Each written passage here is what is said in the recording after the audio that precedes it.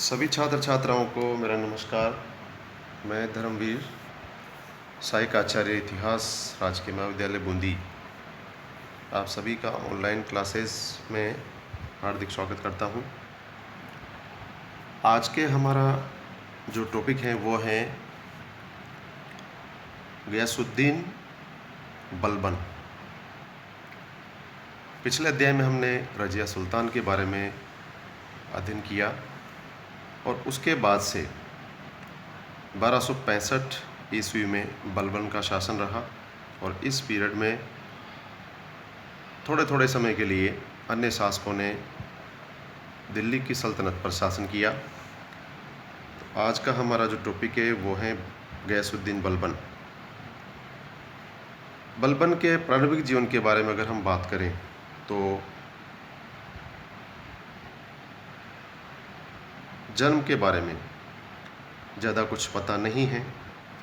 Doctor L Srivastava ने लिखा है कि इल्तुतमिश की भांति गियासुद्दीन बलबन भी इलबारी तुर्क था। वह बचपन में मंगोलों के द्वारा पकड़ा गया और उन्होंने उसे बगदाद ले जाकर गुलाम के रूप में बेच दिया और उसके बाद ख्वाजा जमालुद्दीन बसरी नामक एक व्यक्ति ने खरीदा, जो उसे 1232-33 ईस्वी में गुजरात के मार्ग से दिल्ली लाया, बगदाद से। इल्तुतमिश ने 1233 ईस्वी में ग्वालियर की विजय के पश्चात उसे खरीदा। इल्तुतमिश उसकी योग्यता से प्रभावित हुआ और कुछ समय पश्चात उसे खासदार का पद प्राप्त हुआ और अपनी योग्यता और कार्यक्षमता के कारण रजिया के शासनकाल में वह अमीर ए शिकार के महत्वपूर्ण पद पर पहुंच गया। रजिया के विरुद्ध षड्यंत्र करने वाले तुर्की सरदारों में वह भी था और जब बहराम शाह सुल्तान बना तो उसे अमीर ए आखूर अर्थात अस्वसाला का प्रधान का महत्वपूर्ण प्रदान किया गया। यह अमीर ए आखूर नामक पद उसे दिया गया। बलबन ने एक नवीन राजवंश बलबनी वंश की नींव डाली। सुल्तान मसूद शाह और सुल्तान नासिरुद्दीन महमूद दोनों उसके दामाद थे और नासिरुद्दीन की दूसरी पत्नी से उत्पन्न एकमात्र पुत्री से उसके पुत्र बुगरा खान का विवाह हुआ था। सुल्तान नासिरुद्दीन के समय में बलबन नायब था और राज्य की संपूर्ण शक्ति का उपभोग वह करता था। बलबन ने 20 वर्ष तक वजीर की हैसियत से तथा 20 वर्ष तक सुल्तान के रूप में शासन किया। इस प्रकार बलबन के सुल्तान बनने से शासन में परिवर्तन हुआ, परंतु शासन करने वाले में नहीं।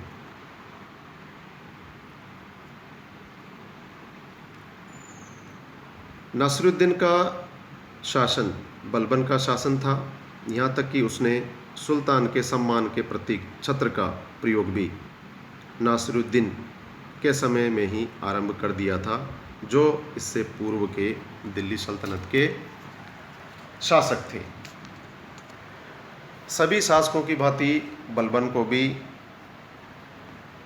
प्रारंभिक कठिनाइयों का सामना करना पड़ा, लेकिन अपनी दूरदर्शिता से उसने उन सभी समस्याओं से पार पाई और वह उनका मुकाबला करने में सफल हो पाया। बलबन के मुख्य कार्यों की अगर हम बात करें तो उसका बलबन का जो राजत्व सिद्धांत और सुल्तान की प्रतिष्ठा की स्थापना का कार्य था वह बहुत महत्वपूर्ण रहा।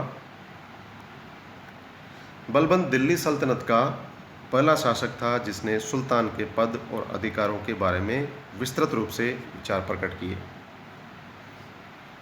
प्रोफेसर के ए निज़ामी ने लिखा है कि यह सुल्तान के सम्मान में वृद्धि करने तथा अन्य सरदारों के संघर्ष से बचने के लिए आवश्यक था, परंतु इसका एक कारण उसकी हीनता की भावना भी थी, जिसके कारण वह अपने विचारों को निरंतर व्यक्त करके अपने सरदारों को यह विश्वास दिलाना चाहता था कि वह किसी हत्यारे के छुरे अथवा जहर के प्याले के कारण सुल्तान नहीं बना, बल्कि ईश्वर की इच्छा के कारण वह बना है। यह पंक्तियाँ इतिहासकार निज़ामी के अनुसार लिखी गई हैं।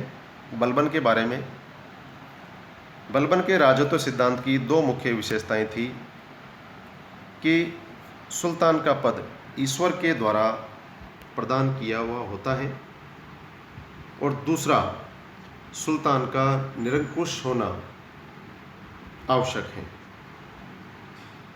यह बलबन के राजत्व सिद्धांत की दो मुख्य विशेषताएं कही जा सकती हैं, जिसमें कि सुल्तान का पद ईश्वर के द्वारा दिया हुआ और दूसरा उसका निरंकुश होना, शासक का निरंकुश होना। यह उसके राजत्व सिद्धांत की, बलबन के राजत्व सिद्धांत की विशेषताएं हैं। बलबन के अनुसार सुल्तान पृथ्वी पर ईश्वर का प्रतिनिधि होता है और उसका स्थान केवल पैगंबर के पश्चात है। सुल्तान को कार्य करने की प्रेरणा और शक्ति ईश्वर से प्राप्त होती है। इस कारण जनसाधारण या सरदारों को उसके कार्यों की आलोचना करने का अधिकार नहीं है। उसने अपने पुत्र बुगरा खान से कहा था कि सुल्तान का पद निरंकुशता का सजीव प्रतीक है।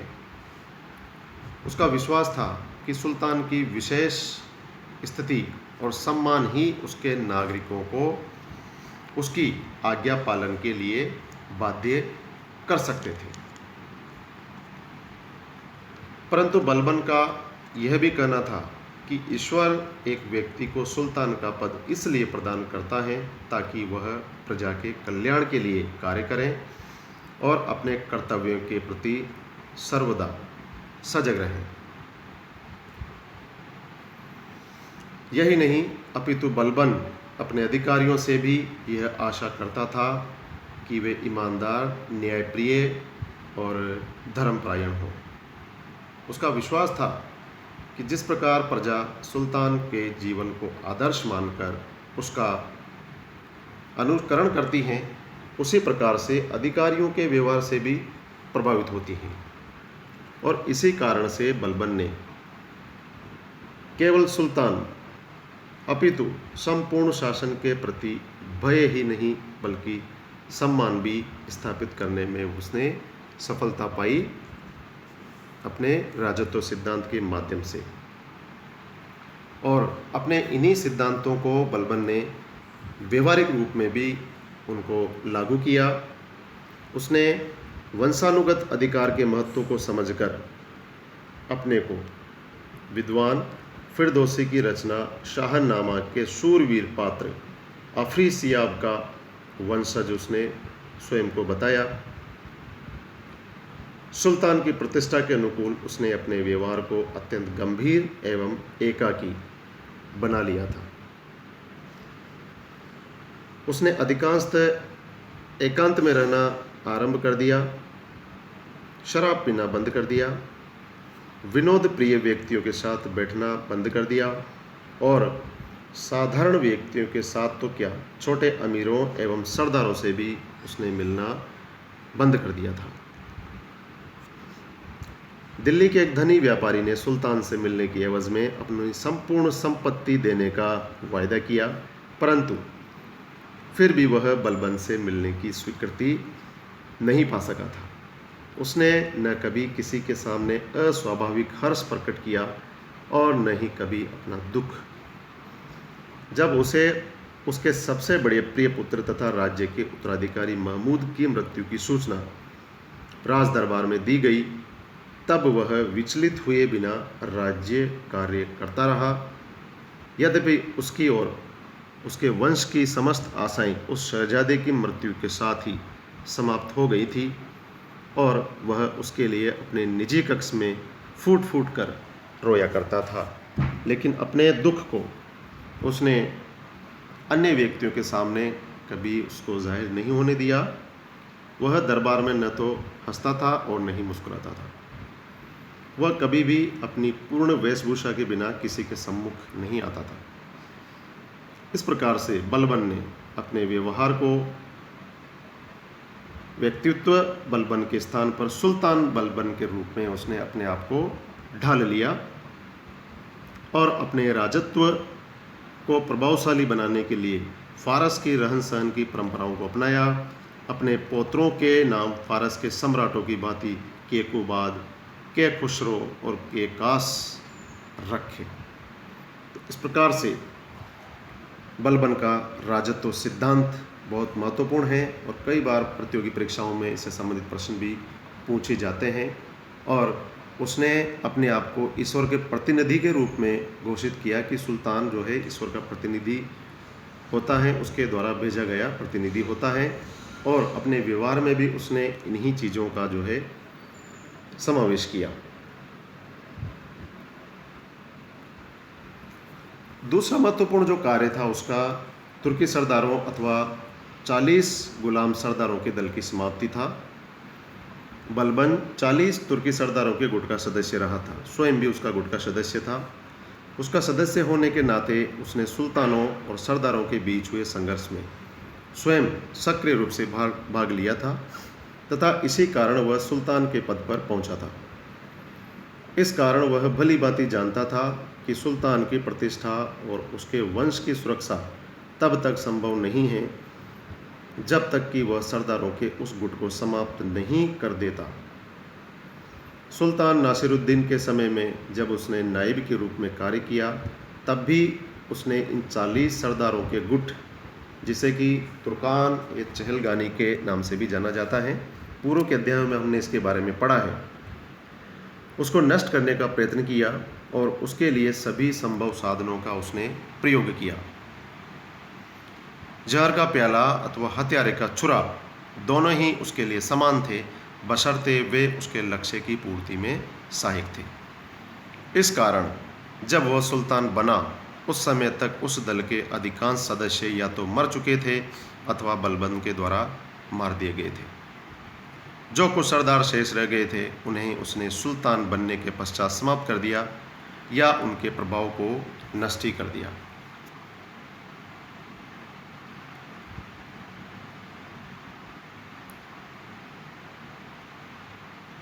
उसने और भी कई अन्य कार्य किए इसी तरीके के। प्रोफेसर हबीबुल्लाह ने बलबन के न्याय की प्रशंसा की है और निसंदेह बलबन जनसाधारण के प्रति न्यायपूर्ण था, परंतु प्रभावशाली सरदारों के प्रति इस प्रकार के व्यवहार का कारण तो उनके प्रभाव और सम्मान को नष्ट करना ही था, कुछ अन्य नहीं। बलबन अपने और अपने वंश के अधिकार की सुरक्षा और सम्मान की वृद्धि के लिए किसी भी तरीके को अपनाने में नहीं हिचका। इसी कारण जब अवध का इक़्तिदार अमीन खान बंगाल के आक्रमण में तुगरिल बेग के द्वारा विफल होकर वापस लौटा तो बलबन ने उसे मृत्युदंड देकर अयोध्या के फाटक पर लटकवा दिया। इसके अतिरिक्त बलबन ने अपने चचेरे भाई शेर खान पर संदेह करके उसे जहर देकर मरवा दिया।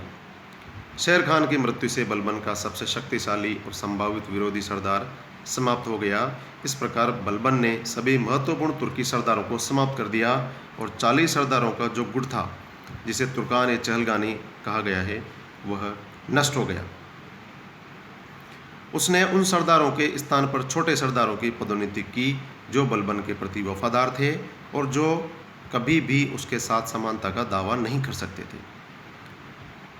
40 सरदारों के गुट को नष्ट करके बलबन ने सुल्तान की प्रतिष्ठा और आतंक को स्थापित करने में सफलता प्राप्त की, परंतु जिस प्रकार से उसने उनको नष्ट किया उससे भारत में तुर्क नस्ल का पराभव हो गया था।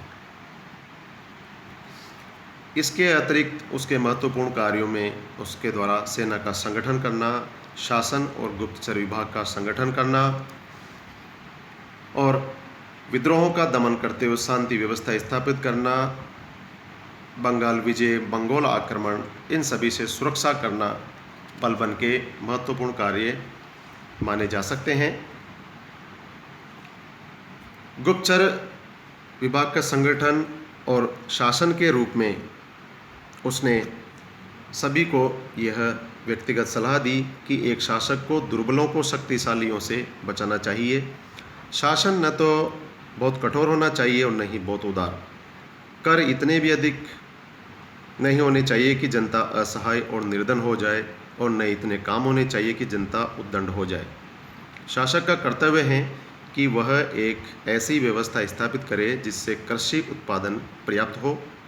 राज्य की अर्थव्यवस्था योजनाबद्ध होनी चाहिए।